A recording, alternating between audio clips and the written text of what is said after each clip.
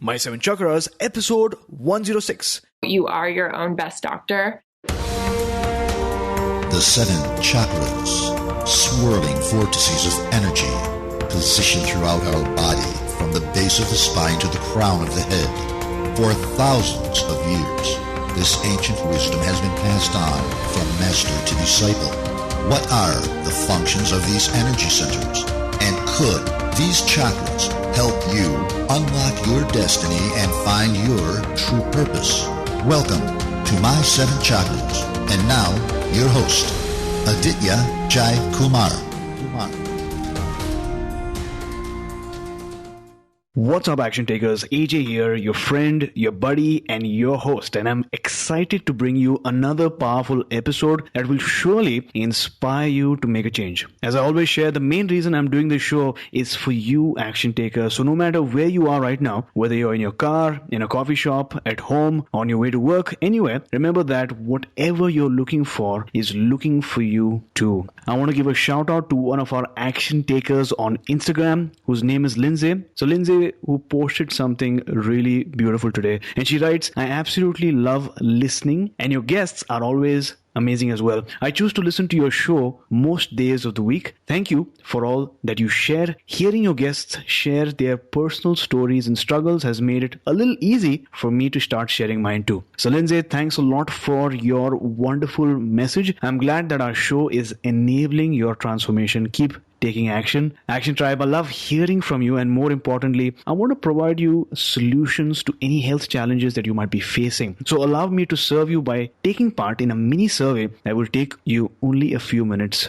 to complete. The more I know, the more I can serve you better, and the faster you will achieve that transformation. To take part, all you have to do is visit my7chakras.com/survey. Once again, that's my7chakras.com/survey. And with that, we've arrived at the moment that all of you have been waiting for. Action takers, I am excited to bring you our featured guest for today, Sarah Stewart. So Sarah, are you ready to inspire? I am so excited. Thank you for having me. Awesome. So Sarah Anne Stewart was thrown into the world of wellness as a teenager when her father was diagnosed with terminal cancer. Her family made a choice to fight back with alternative medicine. 7 months later, her dad was declared cancer-free, and a spark was lit in Sarah that propelled her to dedicate her life to spreading the healings her family had discovered. So today, Sarah runs one of New York City's leading private coaching practices as a certified holistic health practitioner with a primary focus on nutrition and permanent weight loss. Her heart-centered approach has allowed hundreds to reach their health goals naturally without crash dieting. Sarah is also the founder of the Holistically Slim movement, an advisor to several empowerment groups, an in-demand public speaker, and author of the e-course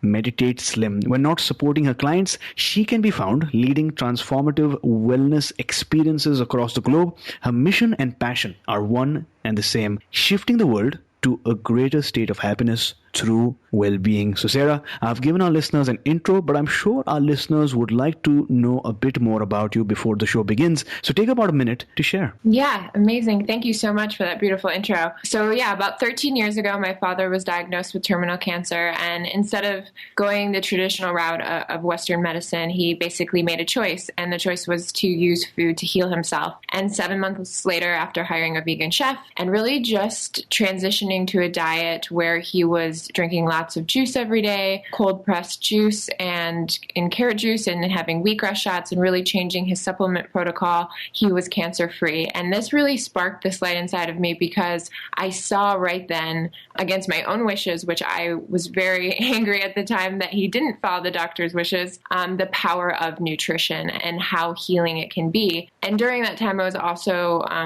also was modeling, and I got thrown into this fashion world. And for 10 years, I was working as a fashion model and developing my own sicknesses through eating disorders. And at a certain point, about 10 years down the road, I hit a place in my life where I ended up in the hospital, and I was sitting there thinking to myself, how do I have so much nutrition information that I've studied, yet to have this disconnect with my own body? And where along the lines did I go wrong? And it took me about 3 years of really diving deep into mindfulness and healing through my own self-awareness and just different techniques that I started to study around the world, and was able to heal myself. And now that protocol I use to help other women around around the world. So it's been my dad's personal story and journey and my journey that has really propelled me to where I am today. So Sarah, that's a really powerful story, and I can't wait to learn more. Now, before beginning today's show, we're going to set the stage with some words of inspiration. Sound like a plan? Yes.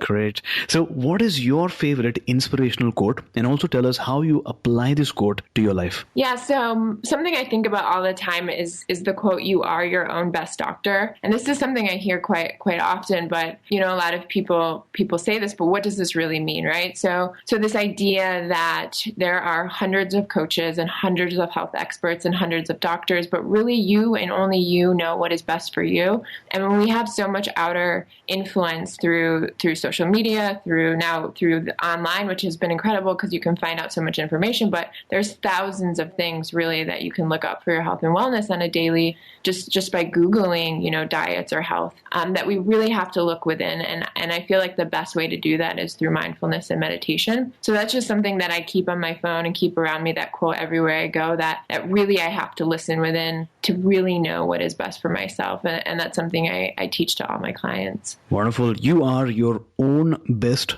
doctor. That's so true. There are many experts around the world, but also there is power in intuition. If you use meditation and mindfulness and learn to listen to yourself, and also take efforts to learn through books, through courses and things like that, you will realize that you are your own best doctor, Action Tribe. And with that, let's dive in. Sarah, what inspired you to begin the Holistically Slim movement?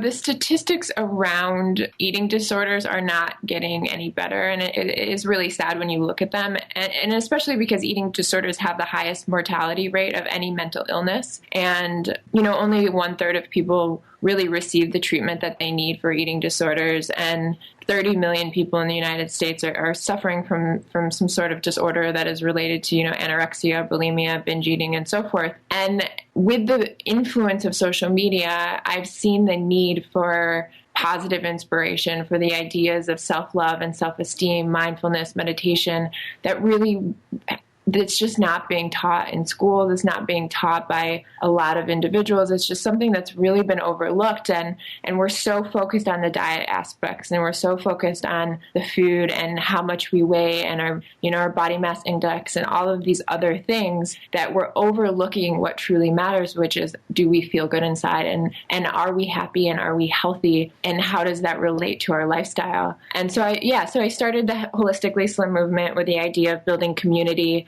around these concepts, and it's growing quickly, and it's such an inspiring movement for me to be a part of. I think that's great. You mentioned that eating disorder is something that a lot of people face. Many people try to overcome their challenges, and what they resort to a lot of times are these tactics, right? They try many tactics which do not approach, but what's missing, as you rightly pointed out, is that internal driving force, that inner GPS, in asking, are we really happy within? So not just tactics, but just the overall strategy is missing, it seems. Now, I know that you run a program called Meditate Slim. So what exactly, firstly, is the meaning of the term Meditate Slim? Yeah, so it's really about, I have a lot of women that come to me who have been suffering from the concepts of, looking for a diet that's going to work and moving from one diet to the next, and really not having any luck. And the reason for that is because of the concept of bio-individuality, and what works for one person isn't going to work for everyone. And so we really have to fine-tune our diet around what is best for ourselves. So I always teach my clients mindfulness before I teach them about kale or green smoothies or nutrition. And sometimes I incorporate little bits of it, but I really focus on the mindfulness component. So just this idea that there are tools and techniques that we can use to help us lose weight and keep it off permanently, and heal the relationship we have with our body and food that don't relate to food and don't relate to counting calories and don't relate to counting carbs. And these tools and techniques are really powerful ways to begin, so that you don't have to go on another diet, and that you can find a way to basically start looking at your body as this beautiful experiment where you can use these techniques and use these tools to really decide what is best for you and you alone, and no one else can tell you these things. So that's really what the program is, and it's something that I created based on a protocol I used for myself and used for dozens of clients that worked. And then I put it into an online program for other individuals. So a couple of things here. You mentioned that a lot of people move from one diet to the next, trying to find that ideal diet. But I love the term bio-individuality, which is true. What works for one person might not work for another. And that's when I think the concept of mindfulness comes into play, because a person learns to tap into their relationship with their self. So a quick question here. A healthy person, what sort of relationship does this person have with his or her body? Yeah, so I always find that we have to want to have a reason to be alive. So when you really have this desire inside of you and you're inspired to do good for the world and create change and make an impact and serve the best that you can, even if it's for your family or your children or even yourself and your friends and your community, you will want to stay alive and you will do the research and you'll really navigate the crazy chaos of one diet from the next. And you'll be inspired to find out what best supplements are for you. And you'll be inspired to make green smoothies, and you'll be inspired to eat healthy and clean foods and cut out packaged food, and you'll be inspired to eat the veggies in your fridge instead of going, to fast food at night. So it's really this inspiration within to live as long as possible. And I find that when you have that desire and you're really, truly excited to be happy and healthy, you will motivate yourself. Plus, you'll take the extra time and the extra energy that it does take to be healthy because you have such a desire for it. Wonderful. So I love that you spoke about the concept of contribution. Once you identify that cause, that person, that group that you want to contribute towards, you realize that you won't be able to contribute to the maximum unless you yourself are in the best shape, mentally and physically as well. So it sort of brings to my mind that when you're in the aeroplane and when there's something wrong, the oxygen masks pop down and they say, you got to take care of yourself first before you can take care of someone else. And that's when you identify your why and you keep doing things without that much effort. Now, for many of our listeners, trying to lose weight is not something new. They probably tried it out many times only to lose weight and gain it back once again. What are some of the common mistakes that people make when trying to lose weight? So the common mistakes are basically that the reason why you're not gravitating towards healthy food is because there's something within ourselves. So we have been basically from the time where, we were born until now, we've been programmed around us through society and through our parents and through our, even our mentors and our friends, basically how to relate to food and how to view our own body. And what I always teach is that you have to unlearn everything you've been taught and start from the beginning and really start from this place of self-love and really what is going to be best for you. So what feels good for movement, not what you're told. So not to go to the gym for an hour and be on elliptical if that makes you miserable, but what really makes you inspired and happy to move. And we begin to look at all areas of your life of what brings the most amount of joy and happiness. And that is really where then you can, like you said, contribute to other areas because you're doing everything in your power to really, really be happy and healthy. And the problem is we put so another problem I see with dieting is we put so much trust in these other protocols. And then when they fail, we blame those coaches instead of looking inside of ourselves. So instead of taking responsibility and saying, okay, well, that diet just didn't work for me and that's okay. And I'm going to move to the next, or I'm going to take a bit from that diet and then the next one, and I'm going to combine them because the movement from this one worked and the mindfulness from this diet worked. And then, the nutrition protocol from this one worked, and combining it and taking responsibility. We blame those people going from one to the next instead of taking responsibility. And then, nothing good comes from that because we're always in the consistent state of blame. So those are some things I see quite often. So there you go, action takers. Before trying to learn something new, before trying to learn some new habit, it's important to unlearn. So it's that systematic process to identify what are those belief systems that are holding you back right now, unlearn them, and then the path clears away. So Sarah, let's take a few steps back. How did you first encounter meditation? So my father was a public speaker and he taught about mindfulness for 20 years. And he was basically really into the mind-body connection and reprogramming thinking and really looking at your how your parents and how you were raised affects your future. So I grew up with these kind of beliefs, and my parents were doing meditation and yoga when I was very young, before it was even heard of. So I never learned, a a specific style of meditation. But when I was very young, my dad would have us meditate, and he would teach us positive reinforcement. And instead of being, condemned or put into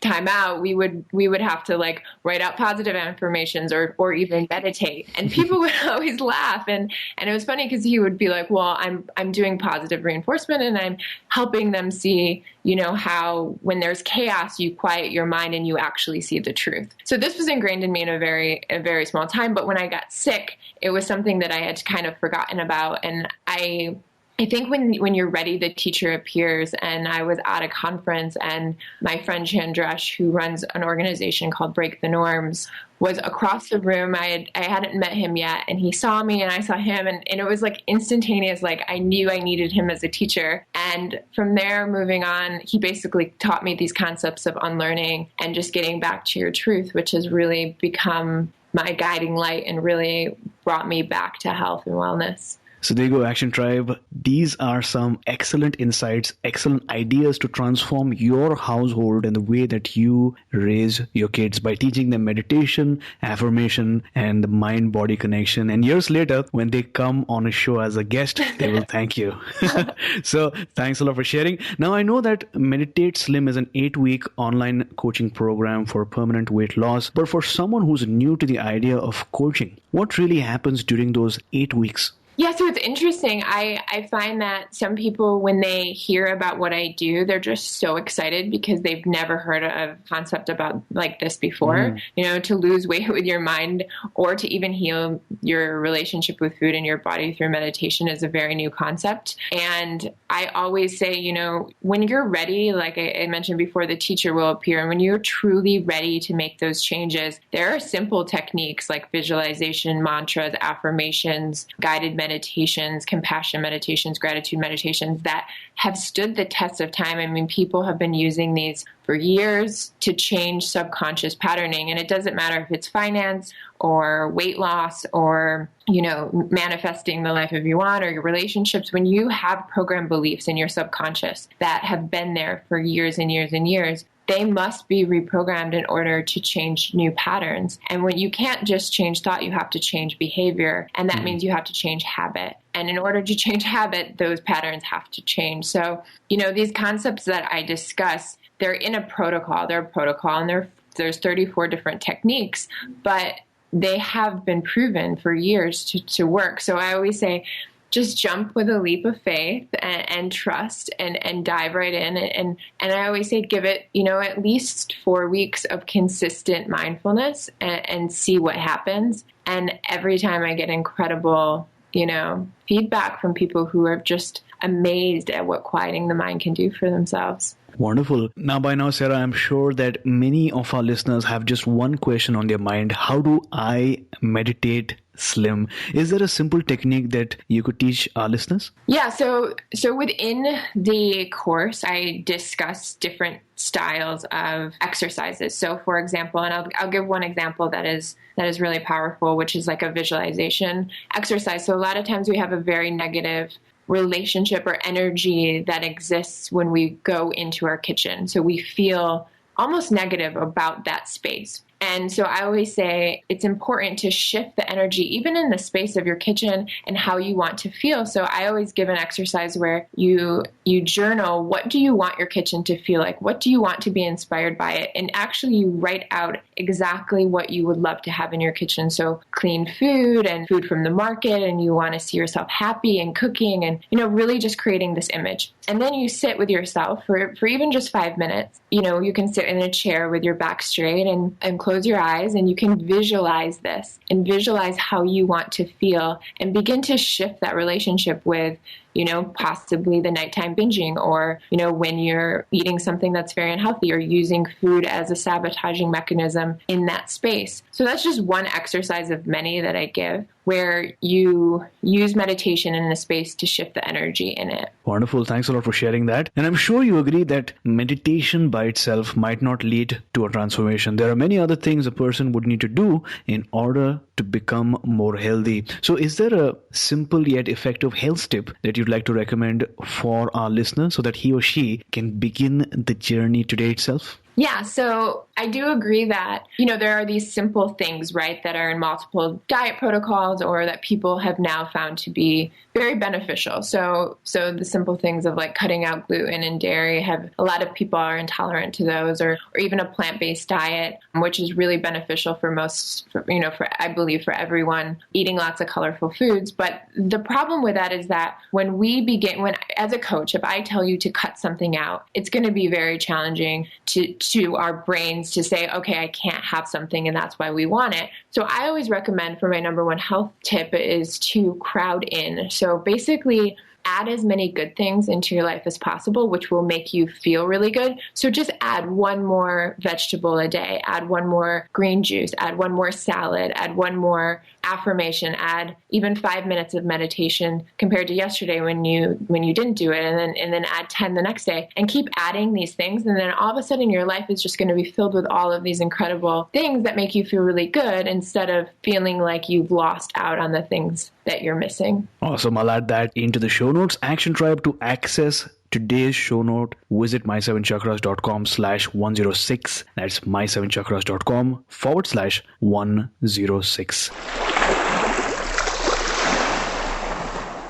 You can't cross the sea merely by standing and staring at the water. This is a powerful quote by Rabindranath Tagore. Action Tribe, this is true. Sometimes obstacles instill in you a sense of fear, a fear that paralyzes you, which leads to inaction. But the truth is that this inaction will not automatically solve the problem. In fact, the problem might just get worse. So listen to Mr. Tagore, jolt yourself from that state of fear, search for the boat, jump into it and row, because you are going to cross the sea. So Sarah, take us back to a time when you faced a major challenge. What was your initial reaction to that challenge, and then how did you overcome it finally? So when I did end up in the ER and I was told, you're not going to live if you continue on this route, I remember thinking to myself, I was so sad, because I remember thinking to myself, I didn't get this sickness because it's a bad streak, something, a bad luck. Like, it isn't something that is uncontrollable. This is something I am doing to myself. And I remember, the only hope that I had was remembering as a child the meditation and the mindfulness. And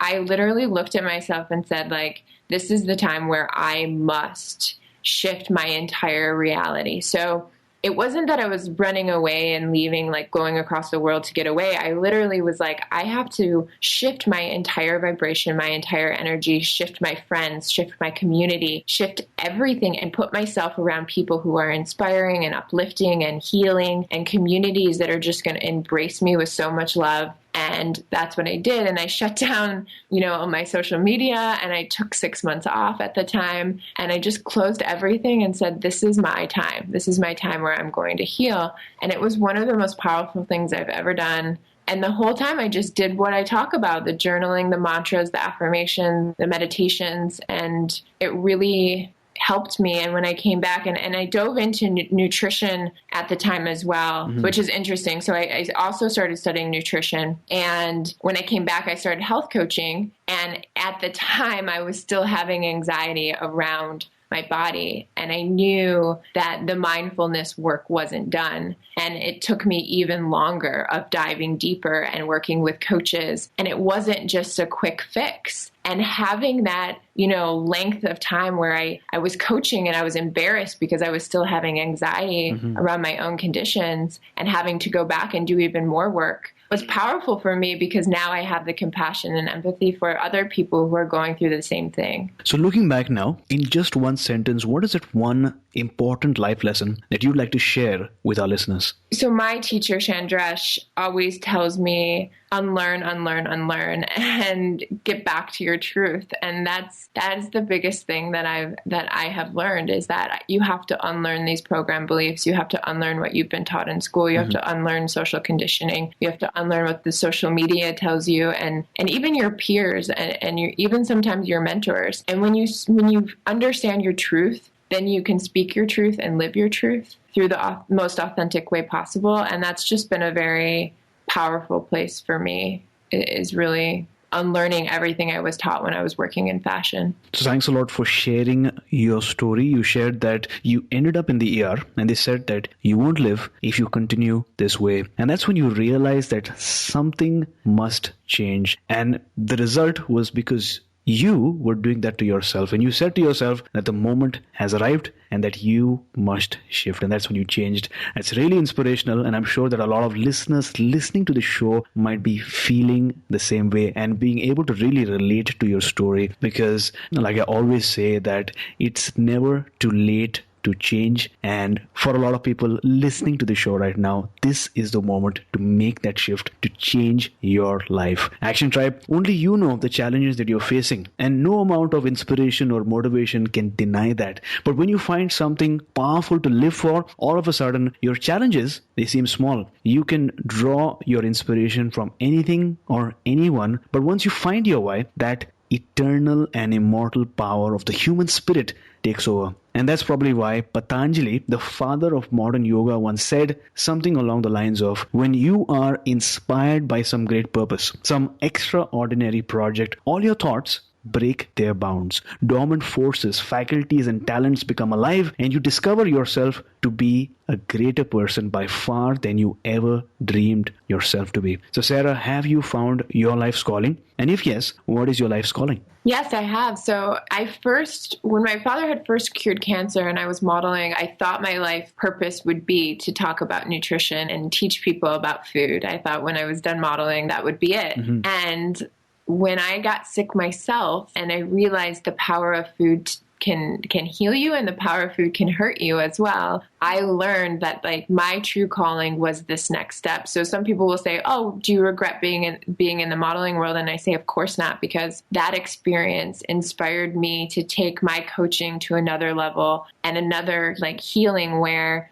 I now understand how important the power of the mind is. And my mission now is to help inspire other people as well. So not even through a protocol or through a specific, regimen, but more in the lines of just inspiring people to take action and look within. And I think as we do that, the consciousness and the collective whole will raise, because we're unlearning all the things that we were taught to believe to be true that really are just hurting us to begin with. So looking back now, was there ever a sacred moment beyond which you were totally confident deep down that things were about to change? Take us to that very moment. I knew when I was sick, like I definitely needed to change. And then I think there was a time where I was sitting across from a client and I remember still having anxiety around food and thinking I need to do even more work on myself. And in that moment, I was like, there is something deeper here, and there is something that I need to find for myself and find how to heal these subconscious patterns. And it was just that consistent work. And I was unwilling to give up. I was like, someday I will cure this anxiety. Someday I will cure this depression. Someday I will release myself from the pain that I am experiencing every time I don't go to the gym, or every time I eat too many calories, or every time that I,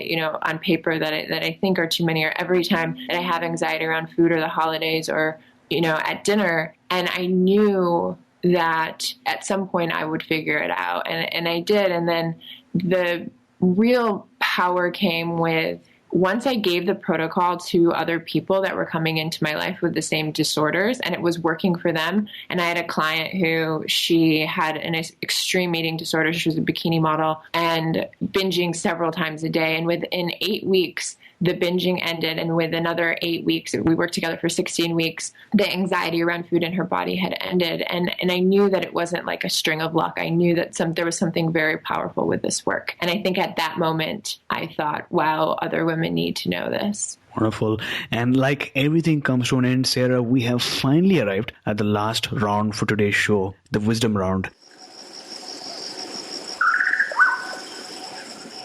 This rapid fire round contains just 4 questions. So ready to rock? Yep, I'm ready. Awesome. So what is the best advice that you've ever received? The best advice I've ever received. So my father was always told me to live with integrity, and integrity for where I was, just with integrity. And I think that, if you don't have integrity, you don't have anything. And he really taught me to live from an authentic place. And I was very terrified to start my practice, and I was terrified to tell my story. And he would always tell me, you must live with this integrity. You can't have a coaching practice and not tell your entire story. That's, a disservice. So I think that's been probably the biggest inspiration in terms of a push to really get this information out there. So name a personal habit that keeps you going. Meditation. I meditate around 40 minutes a day, and it's just been an incredible practice for myself. So what is your morning ritual like? What do you do during the first 2 hours of your day? So every morning when I wake up, before I look at anything, I do 20 minutes of meditation. And then I usually shower to wake myself up. And then I'll have either tea or bone broth or lemon water. And then either yoga or gym, or I'll start work right away and do that later. So that's basically my simple morning meditation. And then based on the day, if I feel any anxiety around the day, sometimes I'll do a gratitude list. Sometimes I do forgiveness letters if there's something I need to forgive. If I'm having issues internally, sometimes I'll work on myself through different techniques that I teach. But that's basically it.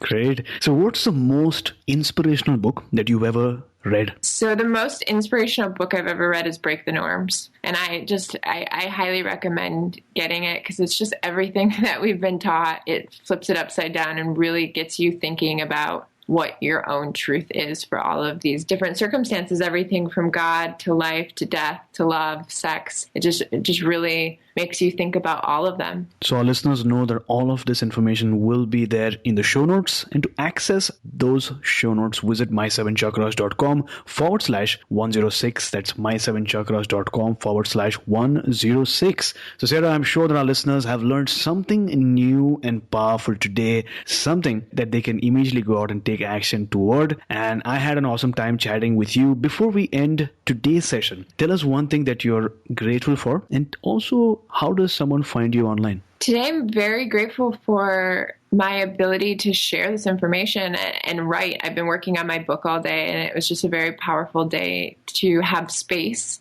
and time to be able to write and share this knowledge. So I'm grateful for that. And I would love to connect with anyone who's inspired by these topics. So my website is sarahanstewart.com. Anne with an E and Sarah with an H. And my course is meditateslim.com. And you can access a free ebook at sarahanstewart.com/chakra. So there you go, action takers. You have listened so far, which means you're really interested in transforming your life once and for all. And of course, it's going to be a journey, but then you're going to take the first step, right? And to get that free ebook, all you have to do is visit the website sarahanstewart.com/chakras. So especially since you are an action taker of My 7 Chakras, you get the ebook. Once again, that's SARAHANNESTEWART.com/chakras. And we'll have the link in the show notes as well. And once more, Action Tribe, before we end today's episode, make sure you download your gift for listening to today's episode, 27 of the most powerful quotes shared on air, a document that you can have handy whenever you need that dose of motivation or inspiration. To download your gift, visit our website, my7chakras.com/27download. That's my7chakras.com/27download. So Sarah, thank you so much for coming on our show, reminding us about the power of meditation and taking us one step closer to a human revolution. Thank you so much. I'm very, very grateful to be here. So I really appreciate it. Have a wonderful day, evening.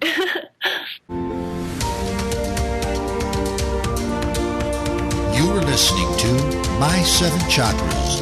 Go to mysevenchakras.com. Download your free gift, get inspired, and take action. Transform your life today.